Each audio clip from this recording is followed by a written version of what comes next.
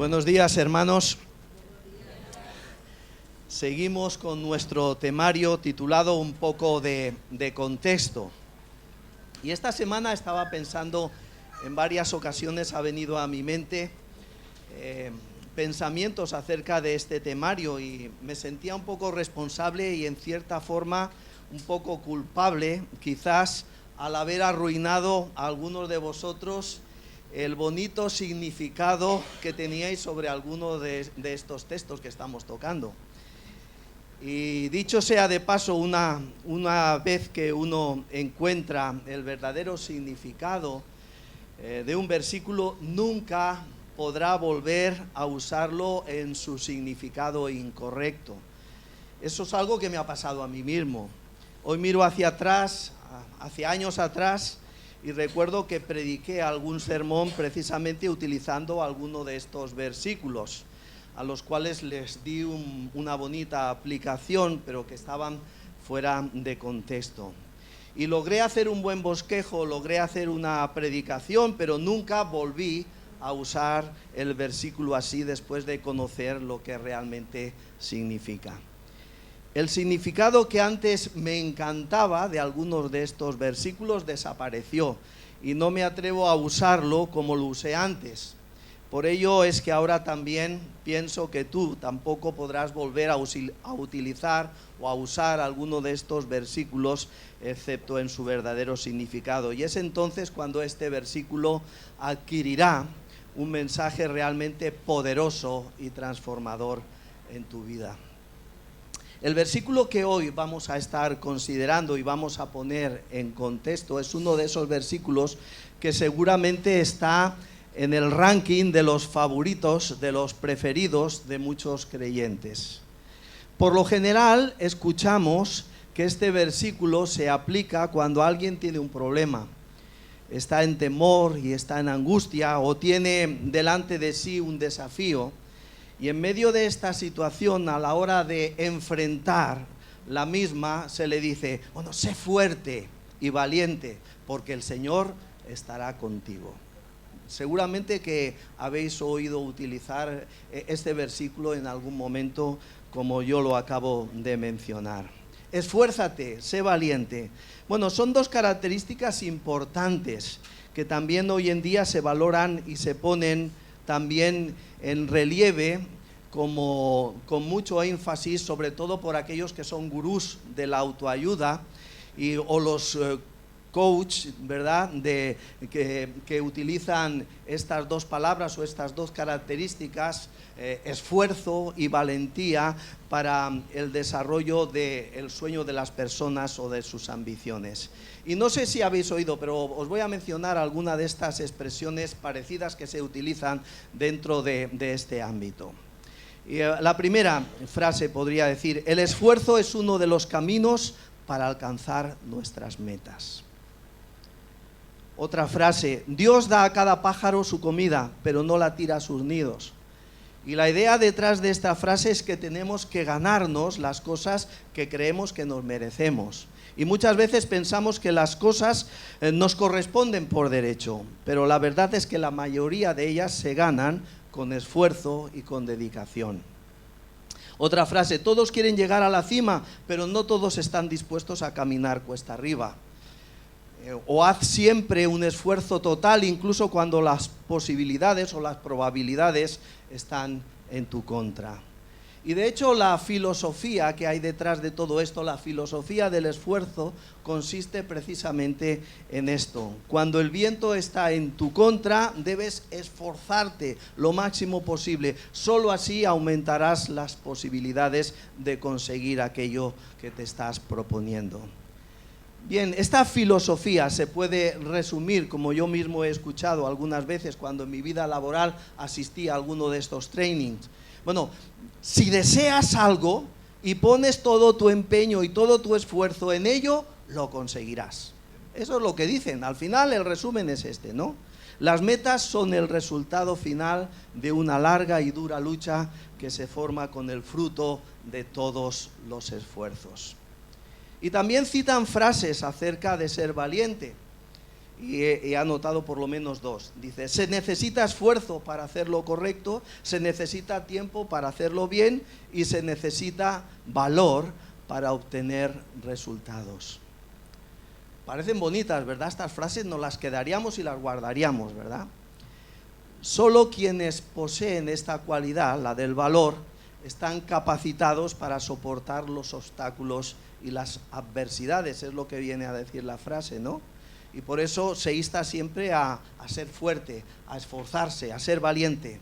Y se dice la otra frase que a veces he utilizado yo mismo, atrévete, sé valiente. Un barco está a salvo en el muelle, pero no fue para eso que los barcos fueron construidos. O sea que si queréis llegar a alguna parte tendréis que arriesgaros, ser valientes. Bueno, nuestro versículo en cierta forma se utiliza también de forma parecida.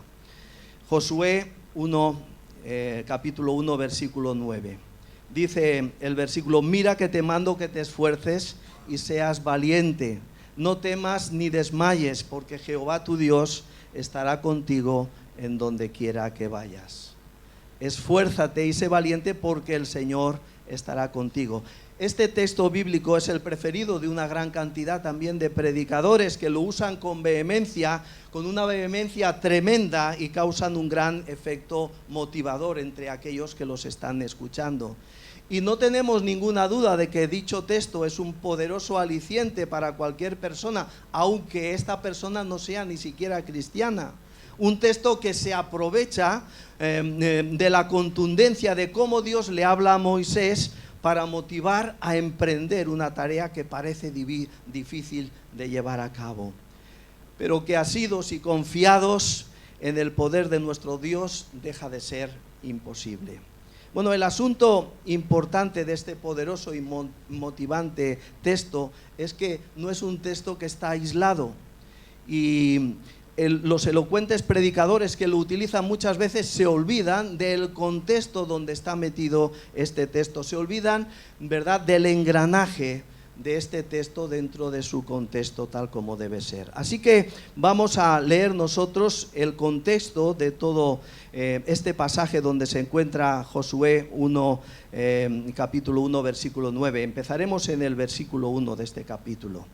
Y leemos así, dice la palabra, aconteció después de la muerte de Moisés, siervo de Jehová, que Jehová habló a Josué, hijo de Nun, servidor de Moisés, diciendo, mi siervo Moisés ha muerto. Ahora pues levántate y pasa este Jordán, tú y todo este pueblo, a la tierra que yo les doy a los hijos de Israel. Yo os he entregado, como lo había dicho a Moisés, todo lugar que pisare la planta de vuestro pie, desde el desierto y el Líbano hasta el gran río Éufrates, toda la tierra de los heteos hasta el gran mar donde se pone el sol, será vuestro territorio. Nadie te podrá hacer frente en todos los días de tu vida. Como estuve con Moisés, estaré contigo. No te dejaré ni te desampararé. Esfuérzate y sé valiente, porque tú repartirás a este pueblo por heredad la tierra de la cual juré a sus padres que le daría a ellos. Solamente esfuérzate y sé muy valiente para cuidar de hacer conforme a toda la ley que mi siervo Moisés te mandó. No te apartes de ella ni a diestra ni a siniestra, para que seas prosperado en todas las cosas que emprendas. Nunca se apartará de tu boca este libro de la ley, sino que de día y de noche meditarás en él, para que guardes y hagas conforme a todo lo que en él está escrito, porque entonces harás prosperar tu camino y todo te saldrá bien. Mira que te mando que te esfuerces y seas valiente, no temas ni desmayes, porque Jehová, tu Dios, estará contigo donde quiera que tú vayas. Tremendo el pasaje, ¿verdad?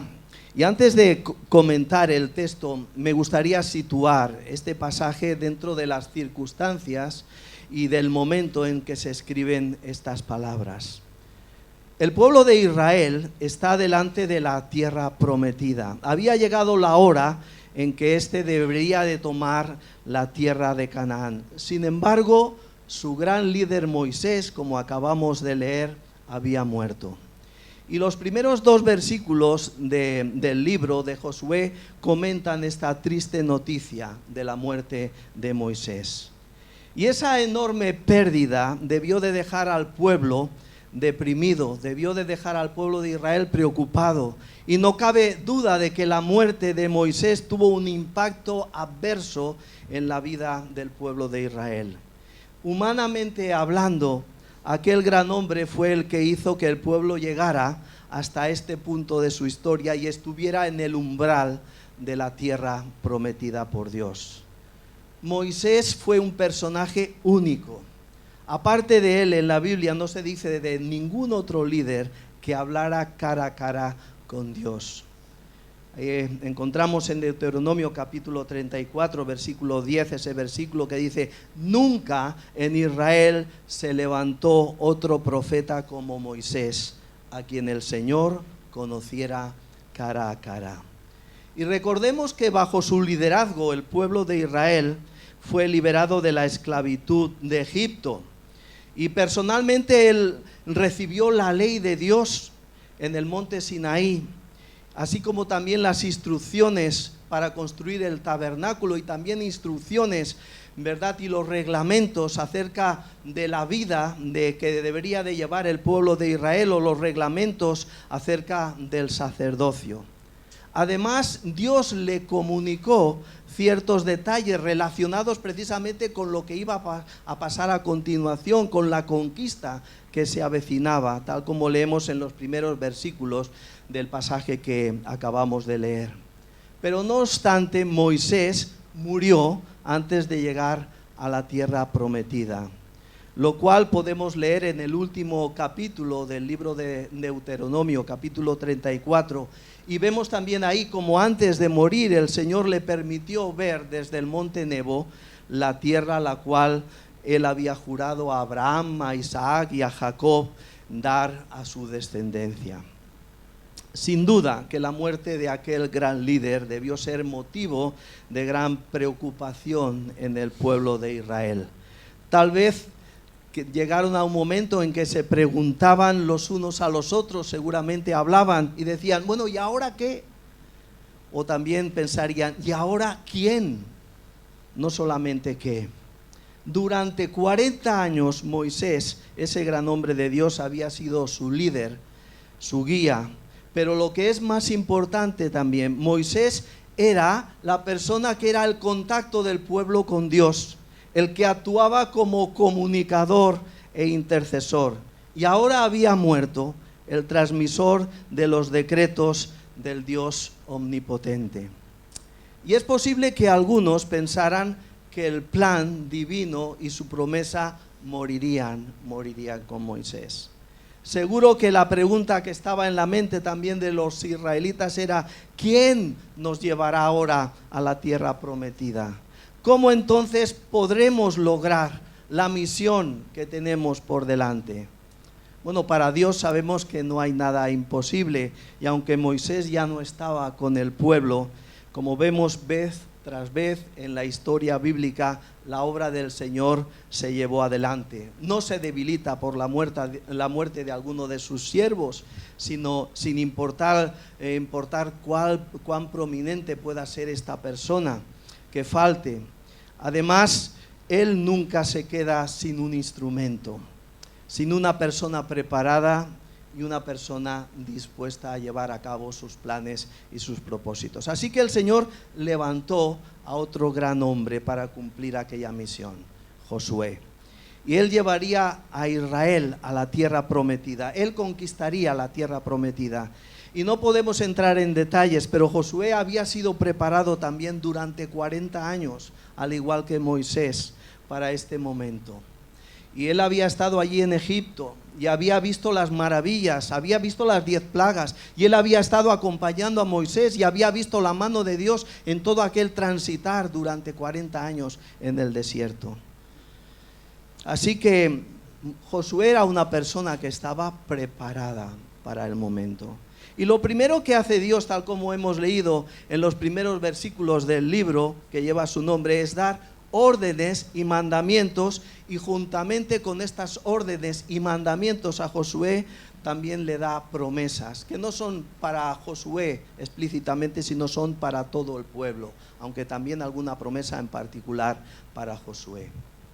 Y vamos a ver estas órdenes y estas promesas del pasaje que acabamos de leer. La primera orden o el primer mandamiento lo encontramos en el versículo 2. Le dice el Señor a Josué: levántate y pasa este Jordán. Mi siervo Moisés ha muerto, ahora pues levántate y pasa este Jordán, tú y todo este pueblo, a la tierra que yo les doy a los hijos de Israel. El reto era grande, no era como quedarse sin el móvil una semana o no salir de casa en un mes, no, el reto era grande porque ponía en peligro sus propias vidas. Y era tan grande que las palabras del Señor a Josué les tiene que sonar a Josué como algo así como: mira, Moisés ha muerto, ahora te toca a ti, Josué. La promesa anticipada consistía en que Dios ya había entregado la tierra que les había prometido. Desde mucho antes, Dios había planeado darles la tierra en posesión. Todo lugar que pisare la planta de tu pie será vuestro. Es la promesa que les está haciendo también el Señor. Y esto significaba que la meta la iban a poner ellos. Los límites de aquella tierra lo iban a poner ellos. ¿A dónde querían ir? ¿Y qué tierras querían poseer? Bueno, pues si miraban al sur tenían el desierto de Arabia, como hemos leído. Si se dirigían al norte tenían aquella imponente nación, el Líbano. Si cruzaban al este encontrarían el río Éufrates y al occidente el mar Mediterráneo. Era una gran extensión de tierra, con una motivación adicional. Además, tomarían posesión de un territorio que pertenecía a naciones muy superiores a ellos, en cultura, en tecnología, con conocimientos avanzados y sofisticados en los métodos de la guerra. Los eteos perfeccionaron el carro de combate y fueron las primeras civilizaciones, ¿verdad?, en utilizar el hierro también como arma. Y estaban considerados la tercera potencia mundial de aquel entonces, detrás de los egipcios y de los babilonios. Indudablemente que Israel estaba en desventaja delante de todos aquellos pueblos. No habían sido adiestrados el pueblo de Israel para la guerra. Si lo pensáis bien, salen de Egipto. ¿Y pensáis que en Egipto les habían adiestrado en las artes bélicas? Seguro que no, porque les tenían miedo. ¿Cómo les iban a adiestrar? Por supuesto que no. Tenían armas, pero tenían unas armas rudimentarias para la guerra, que la de aquellos pueblos que iban a conquistar. Y sin modo alguno de poder hacerse con aquellas ciudades amuralladas de sus enemigos. Incluso, tal como está en el informe de Josué, eran más pequeños en estatura. Solo podían confiar para vencer en Dios, La conquista era de una gran motivación, no solo por el territorio que Dios le había dado a su pueblo, sino por el enemigo al cual deberían pelear esa conquista. Y en medio de tan prometedoras posibilidades, hay sin embargo un hombre que necesita ánimo, que se siente débil, que se siente desmayar. Y en la mente de Dios el triunfo estaba asegurado. Dios veía el plan y veía la conquista como realizados. Pasa al Jordán y guía a este pueblo y entra a la tierra que os doy. No dice a la tierra que os daré, a la tierra que os doy. Es algo consumado. No había forma de perder esa guerra. Dios había prometido esto hacía mucho tiempo a los antepasados de ellos, con juramento, y se lo repite ahora como confirmación también al pueblo de Israel. El tiempo de las promesas pasadas se había cumplido. Por eso dice el versículo 6, tú repartirás, dándolo ya por hecho, a este pueblo por heredar la tierra, la cual juré a sus padres que le daría a ellos. Dios se haría responsable de cumplir su promesa, pero Josué y su pueblo tenían la responsabilidad de cruzar el Jordán y entrar. Y había que hacerlo pronto. La expresión levántate y pasa este Jordán implica prontitud, implica obediencia sin retraso. No puede haber dilación en nuestra voluntad para hacer lo que Dios nos llama a hacer. Así que después de aquellos 30 días de luto por la muerte de Moisés, el pueblo se puso en marcha. Por cierto, cuando hablamos de pasar el Jordán y entrar en la tierra de Canaán, debemos de entender que la tierra prometida, Canaán, representa el destino del pueblo de Dios después de que fueron liberados de la esclavitud. No su destino final, como sugieren algunas canciones o algunos signos que insinúan que Canaán representa que es el cielo. Yo me acuerdo que cuando era pequeño había una canción que sonaba y se cantaba y decía así: allá ha pasado el río Jordán, nos hemos de ver, qué gozo será. Allá ha pasado el río Jordán, nos hemos de ver en Canaán. Si tú llegaras primero que yo, aguárdame allá, que yo voy también. Allá ha pasado el río Jordán, nos hemos de ver en Canaán. No sé si a alguno le suena el himno, a mí sí, porque lo había cantado bastante. Bueno, bíblicamente el paso del Jordán no habla de la muerte y la tierra prometida no habla del cielo. Si leéis los capítulos 3 y 4 de Hebreos os daréis cuenta de que muestran Canaán como una imagen de lo que es el descanso y la victoria que puede ser disfrutada por cada creyente.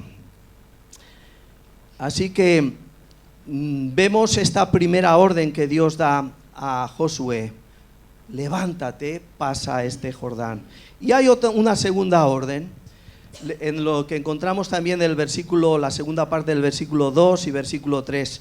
Y podríamos resumir esta orden diciendo: toma posesión de la tierra, toma posesión de la tierra. Mi siervo Moisés ha muerto, ahora pues levántate, pasa este Jordán, tú y todo este pueblo, a la tierra que yo les doy a los hijos de Israel. Yo os he entregado, como lo había dicho a Moisés, todo lugar que pisare la planta de vuestro pie, desde el desierto y el Líbano hasta el gran río Éufrates, etcétera, etcétera. Bueno, a pesar de la muerte del gran líder, el plan de Dios no cambió en absoluto, no cambió lo más mínimo. Yo os he entregado como lo había dicho a Moisés. Es decir, el pacto con Abraham seguía vigente, Israel seguía siendo el pueblo escogido, la tierra prometida todavía era parte de esa promesa. Así que el plan de Dios incluyó a Moisés, pero no dependía exclusivamente de él. Él había sido el libertador, él había sido el forjador de la gran proeza del Éxodo y el líder escogido por Dios durante toda aquella peregrinación en el desierto. Pero ahora debería de entregar el relevo a otro protagonista que también había sido escogido por Dios, Josué, para conquistar la tierra.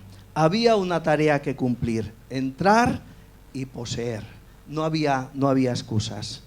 Y fijaos que aunque en ninguna parte está aún en sus manos de la tierra, no habían cruzado todavía el río Jordán, como dice el texto, como decía antes, el Señor puede decirle a Josué: os he dado, yo os he entregado, empleando el tiempo presente del verbo, expresando la certeza absoluta de lo que iba a suceder a continuación. No existe ninguna duda de quién recibirá la tierra sobre por heredad, sino que el Señor ya la había concedido. Y el límite era todo lo que pisare la planta de vuestro pie. Fijaos, tal como se describe aquí en el pasaje los límites de aquel territorio, en los términos de las fronteras políticas actuales del siglo XXI, la tierra prometida abarcaría el Israel moderno, toda Jordania, una gran parte de Arabia Saudí, la mitad de Kuwait, todo el Líbano, parte de Siria y todo, como ya he dicho, y todo Kuwait. O sea, era una extensión tremenda. Es la tierra que Dios le mostró a Moisés cuando subió allí al monte Nebo. Y junto con el mandato, tomad posesión de la tierra, también es verdad que el Señor les da la promesa. Y le dice a Josué: nadie te podrá hacer frente en todos los días de tu vida. Así como estuve con Moisés, estaré contigo, no te dejaré ni te desampararé. ¿Tú te imaginas, verdad, que esta frase fuera para ti? Nadie te podrá hacer frente en todos los días de tu vida. Imagínate lo que puede significar para ti esta frase. La promesa para Josué es que nadie le haría frente en todos los días de su vida. Esto es como decir, serás invencible. Esto es tanto como decirle eso. Dios le promete que estará con él y le asegura que su presencia diariamente, que no le iba a dejar ni le iba a desamparar.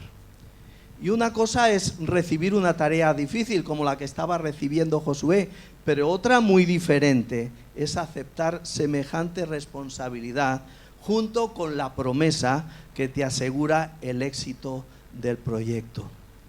La presencia de Dios que actuó sobre Moisés hizo que este siervo, que era guía, que era proveedor, que también era juez del pueblo, ¿verdad? Pues de la misma manera iba a estar con Josué.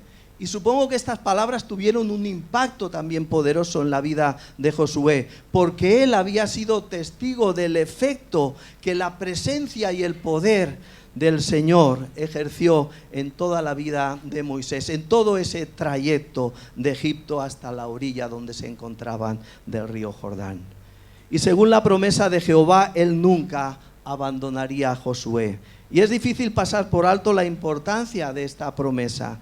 Debemos recordar, por si lo hemos olvidado, que Josué había sido uno de los 12 espías que hacía 40 años habían visitado esta tierra que ahora estaban a punto de conquistar. O sea que para Josué no habían sorpresas. Él sabía lo que había allí en aquella tierra. Y lo que le esperaba en aquella tierra eran gigantes.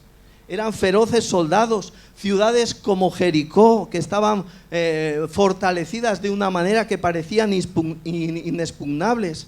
Eran gente fanática y idólatra, así como también tenían una religión arraigada, degradante en todos estos pueblos que Josué también menciona en Deuteronomio capítulo 7, todos esos pueblos como el Fereceo, Ebeo y todos esos que acaban en eo, ¿no? Los Jebuseos y bueno, cananeos, gergeseos, eteos y demás, ¿no?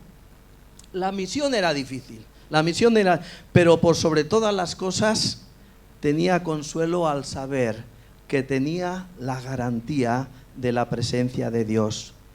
Y fijaos, los gigantes no se hicieron más pequeños, ni las murallas más bajas, ni la idolatría menos malvada. Sin embargo, teniendo garantizada la presencia de Dios, Josué podía enfrentar las dificultades con confianza. Y aunque Dios, como decía al principio, se dirige a Josué, las promesas estaban dirigidas tanto a Josué como a Israel en su conjunto. De ahí que él utiliza, ¿verdad?, el uso en Dios cuando da estos mandamientos a Moisés y promesas, utiliza el plural a lo largo de los versículos 3 y 4. Y por otra parte, las promesas, como el versículo 5, están en singular, dirigidas a Josué en particular, aunque Israel iba a poder beneficiarse de ellas. Bueno, las frases estaré contigo, no te dejaré ni te desampararé, son una misma promesa dicha de 3 modos diferentes, ¿no? Es lo que se llama la repetición sinonímica. Así que es una misma promesa dicha de 3 formas diferentes para asegurarle a Josué la certeza de la presencia de Dios. Así que debió ser de una tranquilidad impresionante para Josué saber que Dios estaba comprometido con su presencia diariamente y constantemente. Cada vez que lo necesitara y donde lo necesitara, siempre estaría Dios con él. Y vamos a la tercera orden, ¿no? O el tercer mandamiento, que encontramos repetidamente también en los versículos 6, 7 y 9. Esfuérzate y sé valiente.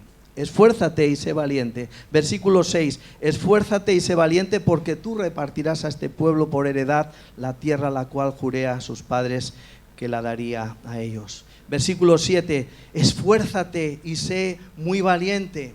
Y el versículo 9. Mira que te mando que te esfuerces y seas valiente. 3 veces Dios le pide a Josué que se esfuerce y sea valiente. Y hasta el mismo pueblo, al final del capítulo, si leímos el versículo 17 y 18, también le pide a Josué que se esfuerce y que sea valiente. Como obedecimos en todo a Moisés, a ti te obedeceremos a ti, le dice el pueblo, con tal de que el Señor tu Dios esté contigo como estuvo con Moisés. Cualquiera que se rebele contra tu mandato y no obedezca tus palabras en todo lo que le mandes, se le dará muerte. Solamente sé fuerte y valiente, solamente sé fuerte y valiente. Y con todo esto en mente, lo más seguro es que Josué, el buen espía, valiente y esforzado de otros años, cuando Moisés lo envió a reconocer la tierra junto con otros 11, entre los cuales estaba Caleb, pues esta persona, Josué, lleno de experiencia y conocimiento, es ahora un hombre quizás temeroso al que le faltan las fuerzas. Habría crecido a la sombra del poderoso Moisés y reemplazarlo era otra cosa. Pero Dios era el mismo de Moisés. ¿Cuál temor había de temer entonces? Ninguno. Pero Josué lo tiene, es un ser humano, ¿verdad? Nosotros a veces también tenemos temor. Y Josué es una persona humana y a veces era fuerte, creyente, confiado, valiente, pero otras veces era dubitativo y hasta se sentía derrotado antes de emprender aún la batalla. ¿Qué necesitaba Josué?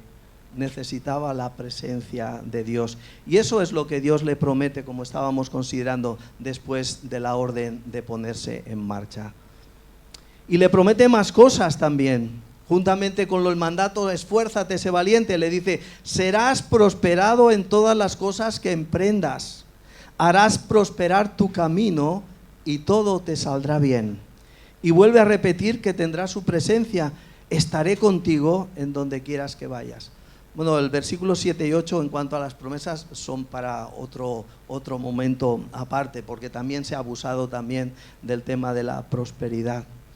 No es la primera vez que Dios está pensando en Josué para fortalecerlo. No es algo que comienza aquí, no es la primera vez que el Señor piensa en Josué para fortalecerlo. Antes de estas 3 veces hay una más que vemos en Deuteronomio 3:28, donde Dios le pide a Moisés y le dice que anime y fortalezca a Josué. Versículo 3, versículo 28, por lo tanto encarga a Josué y dale ánimo y fuerzas, porque él guiará al pueblo que en el cruce del Jordán. Les dará como posesión toda la tierra que ahora ves frente a ti. Y estaba pensando yo cuando leía estos pasajes que quizás nos hemos hecho una imagen de Josué, de una persona, de un hombre fuerte, valiente, ¿verdad que sí? Nos hemos hecho esa imagen, así se lo hemos contado a los niños en la escuela dominical, ¿verdad? Todos, y era una persona fuerte y valiente, y lo diremos al final. Pero es verdad que parece que Josué, esta persona que consideramos tan fuerte y valiente, era un hombre al que el Señor tenía que fortalecer, y Dios siempre estaba pensando en eso.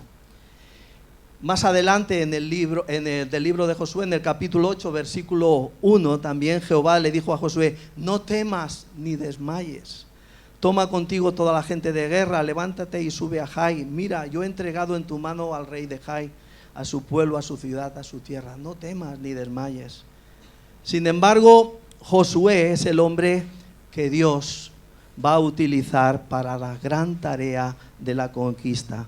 Y si el desánimo era una debilidad en Josué, cosa que no tenemos forma de probarlo, solamente lo deducimos por los pasajes que acabamos de leer, por lo menos sabemos que fue un motivo para que él, el gran general del ejército de Dios, no confiara en su propio poder, sino en el poder de Dios y en su fuerza para llevar a cabo la tarea. Y eso es lo que vemos al final del libro de Josué. Cuando ha repartido ya toda la tierra entre el pueblo de Israel, insiste en que si el pueblo quiere ir en pos de otros dioses, dice, él no va a ir, porque yo y mi casa serviremos a Jehová. Josué siempre confió en Dios a pesar de sus debilidades, y a Dios le agradó usarlo porque Dios se especializa en dar fuerzas al que no tiene ningunas. De hecho, como dice Segunda de Crónicas 16:9, sus ojos andan buscando a quien fortalecer. Porque los ojos del Señor recorren toda la tierra para fortalecer a aquellos cuyo corazón es completamente suyo. Sin embargo, esforzarse y ser valiente no es la única orden que Dios le da a Josué. La orden que acompaña al esfuerzo y a la valentía es meditar en la ley de Dios. Versículo 7. Como si el esfuerzo y el valor moral y físico del hombre dependieran de ello. Y es así, no hay otro alimento que pueda sostenernos ni pueda nutrir más nuestra vida que el alimento de la palabra de Dios. No te apartes de ella ni a diestra ni a siniestra. Es la orden de Dios, no te apartes de la ley. Y no bastaba con que Josué estuviese dispuesto y con gran ánimo para la guerra. Dios le encargó encarecidamente a Josué que pusiera especial atención en la obediencia a la ley de Dios, en la obediencia a la palabra de Dios. Por eso leemos: sé fuerte y muy valiente, ten cuidado de obedecer las instrucciones que Moisés te dio. No te desvíes de ellas ni a la derecha ni a la izquierda, entonces te irá bien en todo lo que hagas.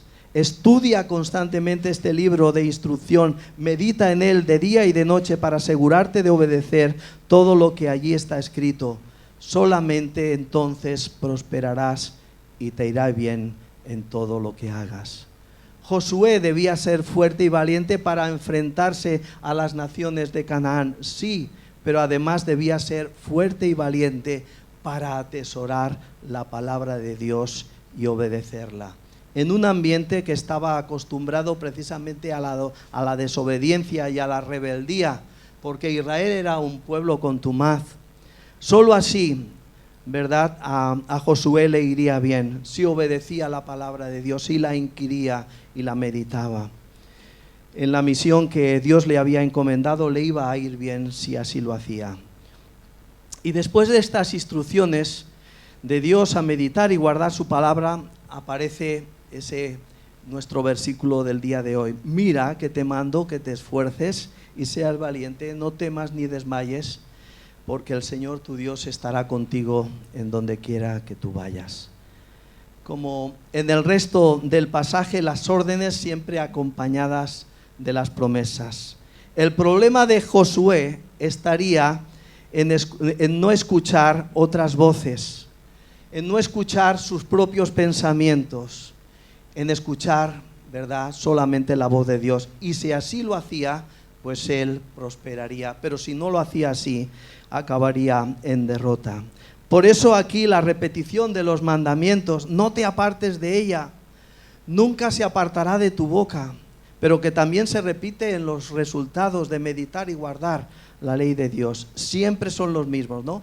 Traer prosperidad, que todo salga bien, que todo emprendimiento sea prosperado.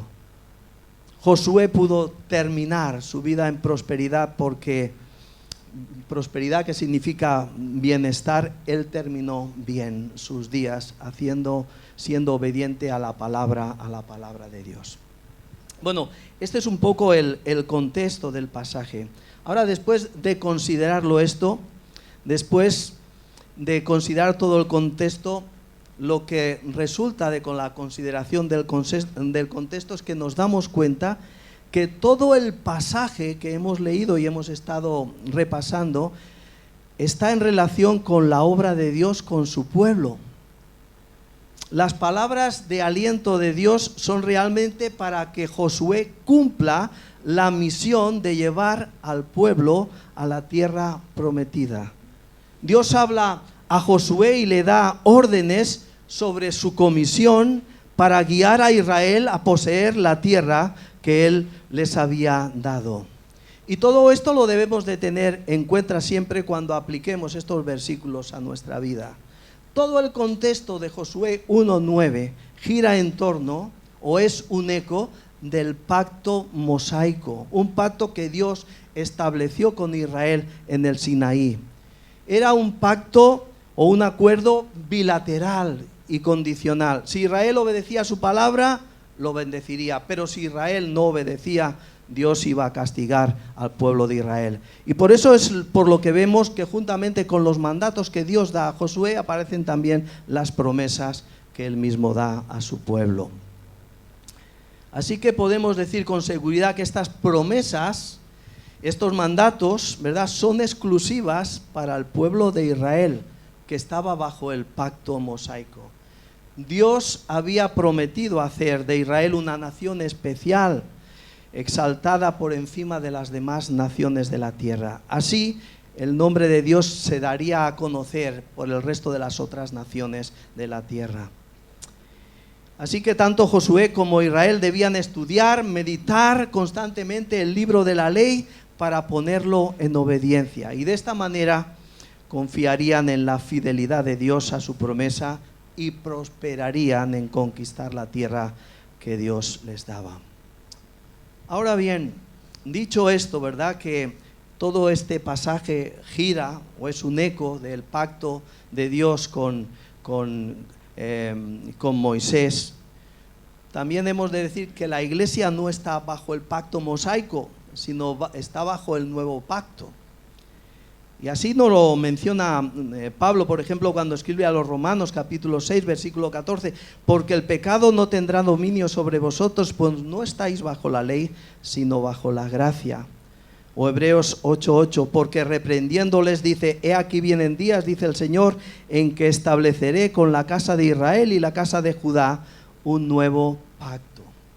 Si todavía estuviéramos bajo el pacto mosaico, estaríamos expuestos no solamente a sus bendiciones, sino también a sus maldiciones.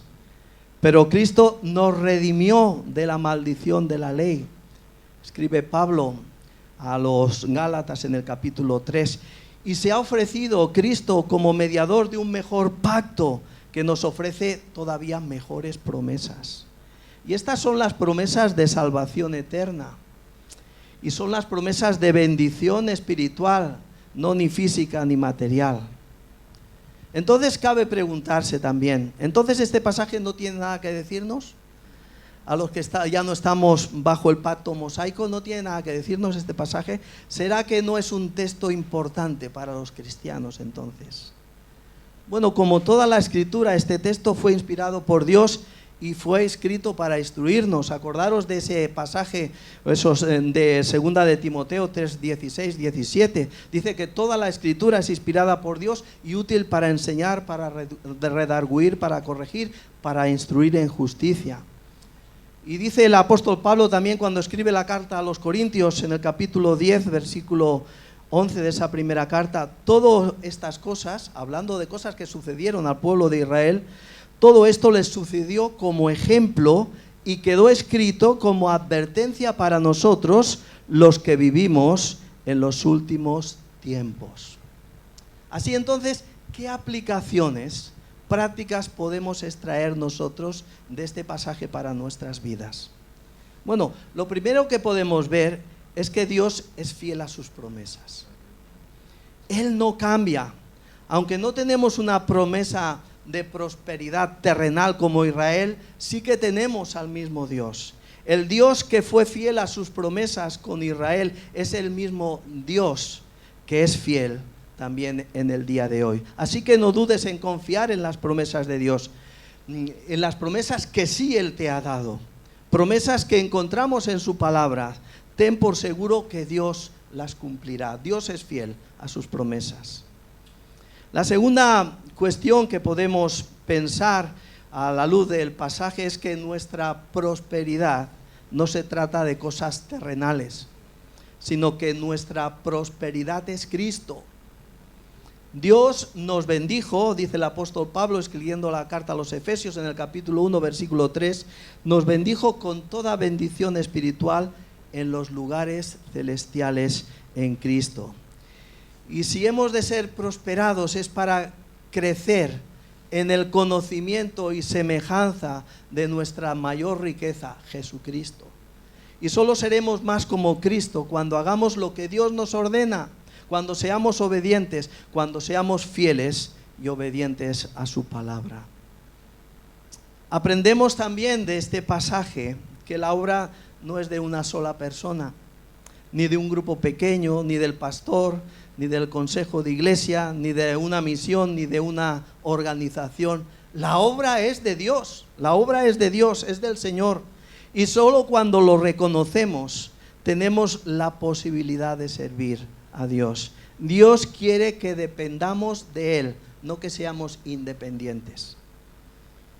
Ahora no quiero que me malentendáis. Aunque Josué 1:9 está en el contexto del cumplimiento del pacto que Dios ha hecho con su pueblo Israel, Dios también está contigo en la debilidad. Dios también está contigo en los momentos malos. Eso lo vemos en muchos otros pasajes de la Escritura. Pero Josué 1:9 nos enseña otra cosa, y es que debemos tener la seguridad y plena confianza en la misión que el Señor nos ha encomendado. Dios le había encomendado una misión a Josué. El Señor también nos ha encomendado a nosotros una misión. Hemos sido comisionados. Tenemos un gran mandamiento específico de parte de nuestro Dios y también una promesa junto a Él. Leemos Mateo 28, versículos 19 y 20. Por tanto, id y haced discípulos a todas las naciones, bautizándolos en el nombre del Padre y del Hijo y del Espíritu Santo, enseñándoles que guarden todas las cosas que os he mandado. Esta es nuestra comisión, este es nuestro encargo de parte de Dios, esta es nuestra misión. Y luego dice, he aquí la promesa, como en el caso de Israel, he aquí, yo estoy con vosotros todos los días hasta el fin del mundo. Amén. Me gusta esta frase, la puse en la diapositiva. No sé de quién es. La convicción de la comisión dada por Dios y la promesa de su presencia no hacen que el creyente sea ajeno a las dificultades, insensible a las deficiencias o invulnerable a la ofensa o a la burla, sino que lo hacen invencible. Este es el caso de la promesa de Josué, es nuestro caso también si obedecemos a nuestro Dios en la comisión, en la misión que Él nos ha encomendado. Dicho de otras palabras, si Dios es por nosotros, ¿quién contra nosotros? La respuesta es que existen muchos enemigos. Como estábamos considerando en el temario anterior en Romanos 8, enemigos como tribulación, angustia, persecución, hambre, desnudez, peligro y espada, por nombrar unos pocos. Sin embargo, dice el texto, en todas estas cosas somos más que vencedores. Nada puede separar a su pueblo del amor de Jesús y nada puede interponerse en el camino del cumplimiento de sus propósitos. Y una última cosa, hablando de Josué 1:9. Josué 1:9 nos enseña que para cumplir la misión encomendada es necesaria la obediencia a la palabra de Dios. No debemos olvidarnos de su palabra, de las instrucciones que el Señor nos ha dejado. Solo en esta forma nos irá bien en la misión que tenemos que emprender. La obediencia es un concepto clave en toda la palabra de Dios, no solamente en el Antiguo Testamento, sino también en el Nuevo Testamento. Es el núcleo del mensaje de Dios bajo la ley dada a través de Moisés, como también en la época de la gracia y la verdad que vinieron por medio de nuestro Señor Jesucristo. Y el profeta Samuel, cuando tiene que reprender a Saúl, le recordó: obedecer es mejor que los sacrificios y el prestar atención que la grosura de los carneros. Nuestro Señor Jesucristo repitió también el mismo concepto 3 veces en un solo capítulo, el capítulo 14 de Juan. Si me amáis, guardad mis mandamientos. El que me ama, mi palabra guardará. El que no me ama, no guarda mis palabras. Dios ha mostrado bondadosamente a su pueblo cómo debe vivir en relación con Él. Entonces, la obediencia debe ser activa, no debe ser solamente un concepto, sino debe ser activa para que las cosas vayan bien. Si queremos conocer las promesas de Dios en la práctica y experimentar sus consecuencias en nuestra vida, debemos de obedecer su palabra. Y las promesas de Dios son términos incondicionales. de su propio compromiso. No estamos, como decía antes, bajo el pacto de Moisés. Son las promesas de Dios incondicionales, pero solamente vamos a disfrutar de ellas a través de la obediencia a nuestro Dios. Así que podemos hacernos una pregunta después, finalmente. ¿Debemos esforzarnos? ¿Debemos ser valientes? Dice Dulce que sí. Debemos ser valientes y esforzarnos. Fijaros, esforzarse según la palabra original hebrea tiene el significado de colgarse de o apoyarse en. Este es el significado. Y naturalmente surge la pregunta, entonces, ¿en dónde tenemos que colgarnos? ¿En dónde tenemos que apoyarnos, verdad? En algo fuerte, en algo duradero, en algo que sea totalmente confiable. Pues donde tenemos que colgarnos, donde tenemos que apoyarnos, es en lo que Dios ha dicho en su palabra. Solamente así podremos llevar a término la misión que Él nos ha encomendado. Que Dios os bendiga.